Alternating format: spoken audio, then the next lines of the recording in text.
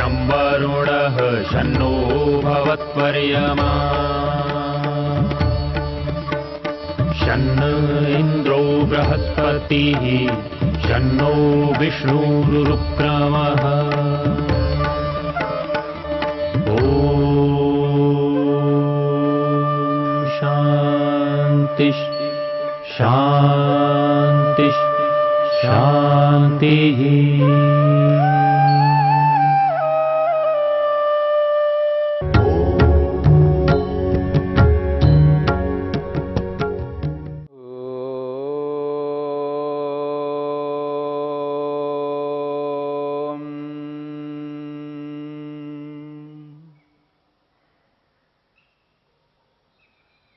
साधन पाद के 19वें सूत्र को लेकर के हम विचार कर रहे हैं। विशेष अविशेष लिंग मात्र अलिंगानि गुण पर्वाणि। महर्षि पतंजलि ने कार्य पदार्थों के 3 विभाग बता करके स्पष्ट किया है। 16 प्रकार के तत्व पदार्थ विशेष कहलाते हैं, 6 प्रकार के तत्व अविशेष कहलाते हैं और एक तत्व महतत्व को बुद्धि को लिंग मात्र शब्द से कहा है और अलिंग शब्द से सत्व रज तम रूपी गुणों को कहा है। सत्व रज तम यद्यपि नित्य पदार्थ हैं, सदा रहने वाले तत्व हैं, न उत्पन्न होते हैं न विनाश को प्राप्त होते हैं,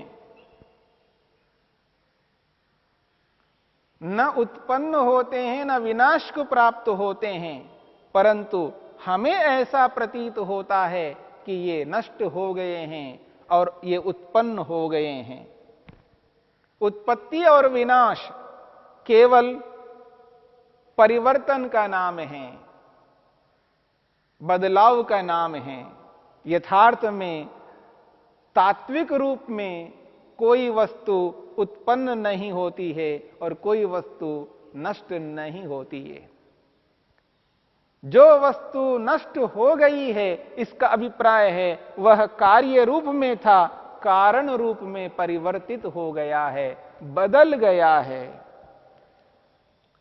जो उत्पन्न हुआ है इसका अभिप्राय है जो कारण रूप में था अब वो कार्य रूप में आ गया है। जो विनाश को प्राप्त हुआ है जो कार्य रूप में आज है अब वो कारण के रूप में परिवर्तित हो गया है। इस परिवर्तन को, इस परिणाम को ही उत्पत्ति विनाश के नाम से कहा जाता है। एक उदाहरण दिया है महर्षि वेदव्यास ने। देवदत्तो दरिद्राति, यह देवदत्त दरिद्र हो रहा है, यह देवदत्त दरिद्र हो गया है। देवदत्त में कोई कमी ऐसी नहीं आई है, फिर भी उसको दरिद्र कहा जा रहा है। यह तो अस्य म्रियन्ते गावः इति, क्योंकि इसकी गायें, इसकी गौवें मर रही हैं, मृत्यु को प्राप्त हो गई हैं। गवाम एव मरना तस्य दरिद्रता, गौवों के मरने के कारण से उसकी दरिद्रता कही जा रही है। न स्वरूप हानाद इति, उसके स्वरूप में, उस देवदत्त के स्वरूप में कोई हानि नहीं हुई है। ठीक इसी प्रकार से सत्व रज तम में कोई हानि नहीं हुई है। उसके जो कार्य पदार्थ है उसमें परिवर्तन हुआ है। इसको हम आध्यात्मिक दृष्टि से समझने का प्रयत्न करते हैं। शरीर और आत्मा दोनों का संयोग है। शरीर और आत्मा दोनों का संयोग है। हम इस शरीर में विद्यमान हैं, आत्मा शरीर में है। जब शरीर में कोई हानि होती है अर्थात शरीर में कोई परिवर्तन होता है, वो शरीर का परिवर्तन है, आत्मा का परिवर्तन नहीं है। इस बात को समझने का प्रयत्न करना। आत्मा में कोई परिवर्तन नहीं हुआ है, शरीर में परिवर्तन हुआ है, लेकिन शरीर के परिवर्तन को देख करके आत्मा दुखी होता है, संतप्त होता है, भयभीत होता है, अपने को असुरक्षित अनुभव करता है।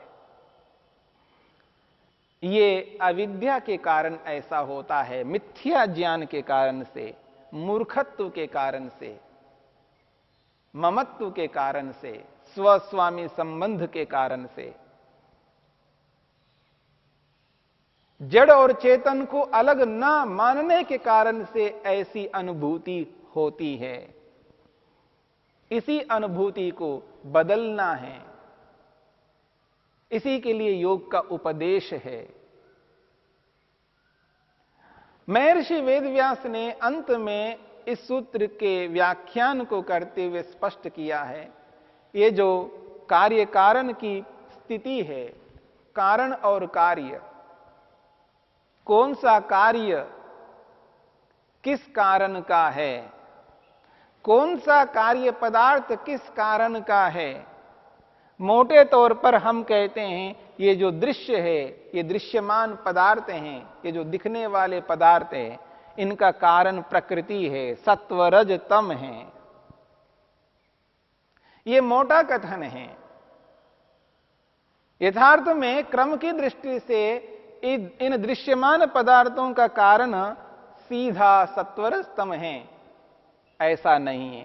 परंपरा से तो है, पर सीधा सीधा नहीं है। इसी बात को समझाने के लिए महर्षि वेदव्यास ने स्पष्ट किया है, लिंग मात्रम अलिंगस्य प्रत्यासन्नम, लिंग मात्रम अलिंगस्य प्रत्यासन्नम तत्र तत्संसृष्टम विविच्यते क्रम अनतिवृत्ते है। महर्षि वेदव्यास स्पष्ट करते हैं, वो कहते हैं यह जो लिंग मात्रम महत्तत्व है, बुद्धि है, यह बुद्धि लिंग मात्रम अलिंगस्य प्रत्यासन्नम, अलिंग कहते हैं सत्वरजतम को, अलिंगस्य सत्वरजतम का लिंग मात्रम महतत्व प्रत्यासन्नम निकटतम कार्य पदार्थ है। यानी सत्वरस्तम का जो प्रथम कार्य है वो है लिंग मात्रम, यानी महतत्व। इसलिए महतत्व को सत्वरस्तम का निकटतम कार्य माना है। यानी सत्वरस्तम जब परिवर्तित होता है तो सबसे पहले महतत्व के रूप में परिवर्तित होता है। तो सत्वरस्तम का जो कार्य है वो महतत्व है, या यूं कहिए महतत्व का जो कारण है वो सत्वरजतम है। इसलिए वहां ये बात कही है, क्रम अनतिवृत्ते, क्रम का उल्लंघन नहीं किया जा रहा है। यहां पर क्रम का उल्लंघन नहीं है, क्रम से यही है, यही क्रम है परिणाम का। ये जो कारण कार्य के रूप में परिवर्तित होने का जो क्रम है, उस क्रम में सत्वरस्तम का निकटतम कार्य है वो महत्तत्व है। फिर कहा तत्संसृष्टम विविच्यते, विशेष बात कही जा रही है। तत्संसृष्टम, वो महतत्व सत्वरस्तम के साथ जुड़ा हुआ है, मिला हुआ है उसके साथ में, उसके साथ जुड़ करके भी विविच्यते अलग है। इसी बात को समझना है। तत्संसृष्टम विविच्यते, सत्वरस्तम से युक्त रहता हुआ महत्तत्व अलग भी है। अर्थात कार्य में कारण पदार्थ है, लेकिन कार्य पदार्थ को कारण नहीं कहा जाता है। कार्य पदार्थ को अलग माना जाता है और कारण पदार्थ को अलग माना जाता है। इसी बात को संकेत करते हुए महर्षि ने यह स्पष्ट किया है, तत्संसृष्टम विविच्यते। विविच्यते का अर्थ है पृथक है। कारण के साथ रहता हुआ भी कारण से पृथक है, अर्थात कार्य पदार्थ को कारण नहीं कहा जाता है। कारण को अलग माना जाता है, कार्य को अलग माना जाता है। कार्य यद्यपि अलग होता हुआ भी कारण से युक्त है, ये इसका अभिप्राय है। तथा इसी प्रकार से षड अविशेषा लिंग मात्रे संसृष्टा विविच्यन्ते परिणाम क्रम नियमात्। महर्षि वेदव्यास ने और स्पष्ट किया है यहां पर। वो कहते हैं तथा उसी प्रकार से, जिस प्रकार से महत्तत्व सत्वर स्तंभ का निकटतम कार्य है, तथा उसी प्रकार षड अविशेषाः 6 प्रकार के अविशेष नामक तत्व, 5 सूक्ष्म भूत तन्मात्राएं और एक अस्मिता, ये 6 प्रकार के अविशेष नामक तत्व लिंग मात्रे, लिंग स्वरूप यानी महतत्व के संसृष्टा, उसके साथ जुड़े हुए रहते हुए भी विविच्यन्ते अलग है, और ये महतत्व के निकटतम कार्य हैं। सत्वरजतम का निकटतम कार्य महतत्व है, और महतत्व का निकटतम कार्य 6 अविशेष नामक तत्व हैं। इसलिए कहा षड अविशेषाः, ये 6 प्रकार के अविशेष लिंग मात्रे महतत्व नामक पदार्थ में संसृष्टा रहते हुए विविच्यन्ते, वो पृथक कार्य के रूप में कहे जाते हैं। यानी ये 6 प्रकार के तत्व यद्यपि अपने कारणों से युक्त रहते हुए कार्य के रूप में पृथक कहे जाते हैं, उसको कारण नहीं कहा जाता है, उसको कार्य कहा जाता है, और कार्य को कारण से पृथक माना जाता है। क्यों? परिणाम क्रम नियमात्, परिणाम का जो क्रम है उसका नियम होने से, कौन सा कार्य पदार्थ किस कारण का है, इसका एक क्रम है, उस क्रम का उल्लंघन नहीं हो सकता। अर्थात हम यह नहीं कह सकते हैं कि अविशेष नामक पदार्थ, यानी उदाहरण के लिए अस्मिता नामक तत्व अहंकार है, ये अहंकार सत्वर स्तंभ का कार्य है, ऐसा हम नहीं कह सकते। क्योंकि क्रम में सत्वर स्तंभ का कार्य अहंकार नहीं है, क्रम में सत्वर स्तंभ का कार्य महत्तत्व है। ये क्रम है, सत्वर स्तंभ का कार्य महतत्व है, और महतत्व का कार्य अहंकार है, और 5 तन्मात्राएं हैं। यही क्रम है परिणाम का। आगे महर्षि वेदव्यास ने स्पष्ट किया है, तेषु अविशेषेषु भूतेन्द्रियाणि संसृष्टानि विविच्यन्ते। महर्षि वेदव्यास कहते हैं, उन अविशेष नामक तत्वों में, अविशेष 6 प्रकार के तत्व, तेषु अविशेषेषु भूतेन्द्रियाणि, भूत और इंद्रियां, 5 स्थूल भूत और 11 इंद्रियां, 5 ज्ञानेन्द्रियां, 5 कर्मेंद्रियां और 1 मन। तेषु अविशेषेषु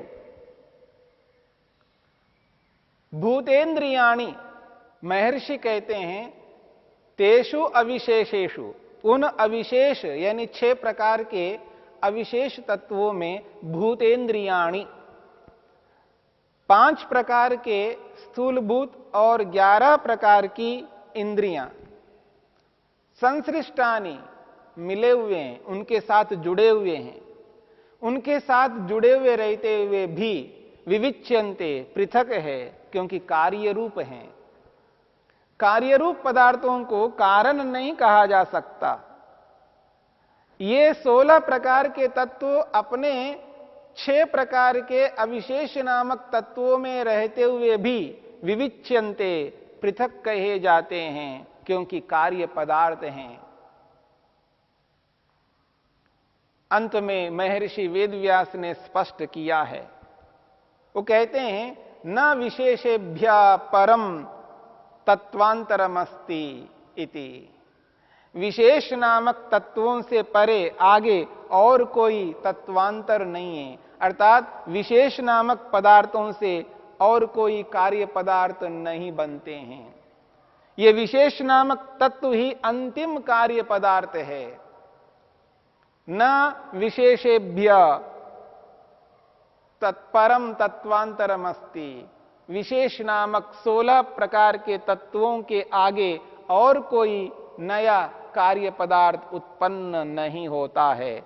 अर्थात 11 प्रकार की इंद्रियां हैं, 10 इंद्रियां, ज्ञानेन्द्रियां 5, कर्मेंद्रियां 5 और एक मन। ये 11 प्रकार की जो इंद्रियां हैं, इनसे कोई तत्वांतर नया पदार्थ उत्पन्न नहीं होता। और केवल आकाश से, केवल वायु से, केवल अग्नि से, केवल उदक पानी से, केवल पृथ्वी से कोई नया तत्व उत्पन्न नहीं होता। इसलिए कहा न विशेषेभ्य परम तत्वांतरमस्ति। महर्षि वेदव्यास ने स्पष्ट शब्दों में कहा है, विशेष नामक तत्वों से कोई नया नवीन नूतन कार्य पदार्थ उत्पन्न नहीं होता। विशेषाणाम नास्ति तत्वांतर परिणामः। उसी बात को और स्पष्ट किया है, ये जो विशेष नामक 16 प्रकार के तत्व हैं, इनसे नया कोई नवीन तत्व कार्य पदार्थ के रूप में उत्पन्न नहीं होता। फिर उन विशेषों में क्या होता है? तो कहा है तेषां तु धर्म लक्षण अवस्था परिणामाः व्याख्यायिष्यन्ते। उन 16 प्रकार के तत्वों में परिवर्तन तो होता है, लेकिन वो परिवर्तन, वो परिणाम कार्य के रूप में नहीं होता है। वो परिणाम किस रूप में होता है? तो कहा धर्म परिणाम के रूप में होता है, लक्षण परिणाम के रूप में होता है और अवस्था परिणाम के रूप में होता है। धर्म, लक्षण और अवस्था, इन तीनों परिणामों से युक्त विशेष नामक तत्व होते हैं और इनकी व्याख्या आगे करेंगे। व्याख्यायिष्यन्ते अर्थात इनकी व्याख्या आगे की जाएगी। तीसरे पाद में, विभूति पाद में इनकी व्याख्या करेंगे।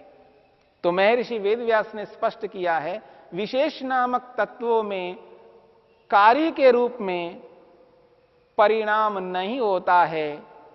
उन विशेषों में धर्म के रूप में, लक्षण के रूप में, अवस्था के रूप में परिणाम होता है। ये जो परिणाम है कार्य के रूप में, ये केवल विशेष नामक तत्वों तक ही है। सत्वरस्तम का परिणाम महत्तत्व है, महत्तत्व का परिणाम 6 अविशेष हैं और उन 6 अविशेषों का परिणाम 16 प्रकार के विशेष हैं, पर उन विशेषों का कार्य के रूप में कोई परिणाम नहीं होता है। यही बात यहां पर कही गई है। ये दृश्य के अलग अलग तत्वों का भेद को लेकर के महर्षि ने इस 19वें सूत्र में स्पष्ट किया है।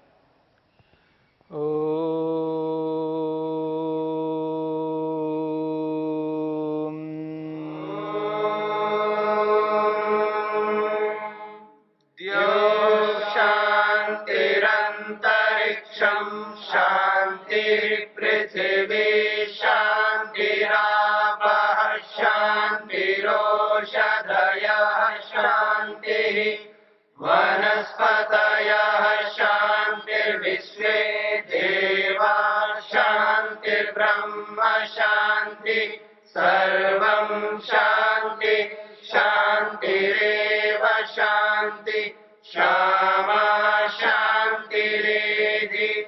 ॐ शान्ति शान्ति शान्ति।